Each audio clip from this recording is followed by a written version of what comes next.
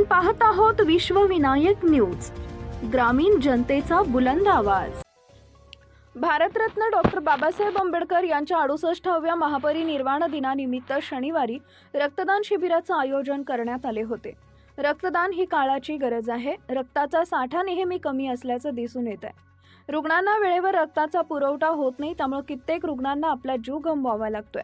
त्यामुळे महापरिनिर्वाण दिनानिमित्ताने रक्तदान शिबिराचे आयोजन करण्यात आले आहे। तरुणांनी रक्तदान करण्याचे आवाहन यावेळी करण्यात आले होते। त्याला जकेकूर, एळी, रामपूर, एकूरगा आदी गावातील युवकांनी उत्तम प्रतिसाद दिला। सर्वसामान्य गरजू लोकांना याचा फायदा मिळावा या अनुषंगाने महापरिनिर्वाण दिनाचे औचित्य साधून या शिबिराचे आयोजन करण्यात आले होते। यावेळी शिबिरात 27 रक्तदात्यांनी रक्तदान केले। सकाळच्या सत्रात त्रिशरण पंचशील घेत बाबासाहेबांच्या प्रतिमेचे मान्यवरांच्या हस्ते पूजन करून झेंडावंदन करण्यात आले। यावेळी उमरगा येथील श्रीकृष्ण रक्तपेढीचे तंत्रज्ञ विजय केवडकर, राहुल कांबळे, भाग्यवंत चव्हाण उपस्थित होते। यावेळी समद जमादार, सुशांत पाटील, चेतन गायकवाड, चंद्रकांत कांबळे, अमोल कांबळे, अनिल कोल्हे, शक्ती कांबळे, पवन कांबळे, नवनाथ कांबळे आदी उपस्थित होते।